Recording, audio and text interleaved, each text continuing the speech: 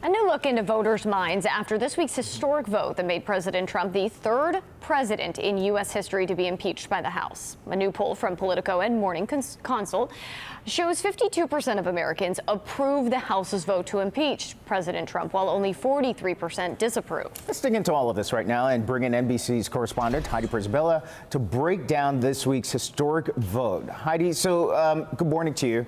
And why is the Speaker, Nancy Pelosi, withholding these articles from the Senate? Well, because there's a huge disagreement between the House and the Senate about whether there should be witnesses. The House says we conducted all of this and collected so much material, but it didn't include the main witnesses who could tell us, who were there sitting by President Trump's side, why he withheld this aid to Ukraine. The Senate is now signaling that they don't want to hear from those witnesses and that they won't compel those witnesses. Nancy Pelosi says, look, privately, this is the leverage that they have right now to demand these witnesses up front before they send the articles over to the Senate, where theoretically, if Republicans stood together in a party line vote, they could all agree to dispense of this trial without hearing from any witnesses. So right now, Pelosi wants to hear from Senate Majority Leader Mitch McConnell a commitment to call some of the people who we know actually have more information. John Bolton, for instance, has conveyed through his lawyers that they have more information.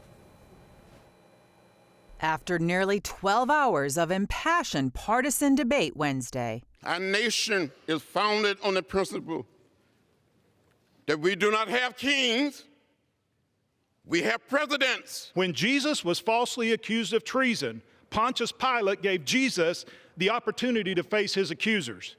During that sham trial, Pontius Pilate afforded more rights to Jesus than the Democrats have afforded this president. Donald J. Trump is now only the third president in U.S. history to be impeached, and the first for inviting foreign influence into U.S. elections.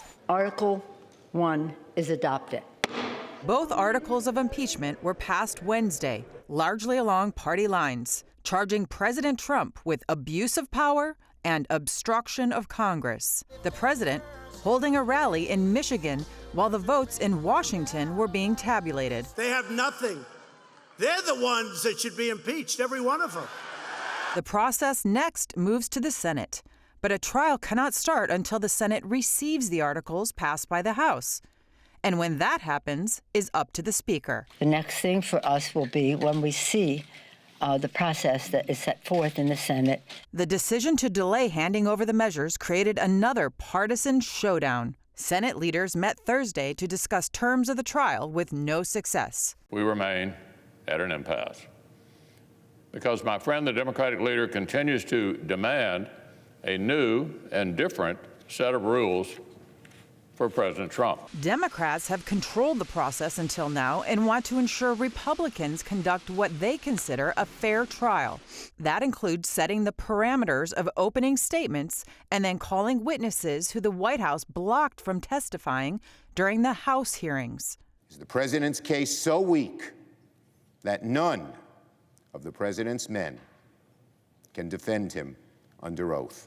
Republicans want the Senate to first hear both the prosecution and the defense without committing to call witnesses to testify. It's like the prosecutors are getting cold feet in front of the entire country and second-guessing whether they even want to go to trial. The Senate trial will likely come at a crucial time for the Democrats hoping to take on Trump in November, many who will serve as jurors. And at Thursday's debate, they stress the importance of a thorough process. As a wise judge said, the president is not king in America. The law is king. And the delay creates the possibility of President Trump waiting indefinitely for an acquittal by the Senate. Congress now in recess until January 7th. I'm Heidi Prisbilla in Washington, NBC News.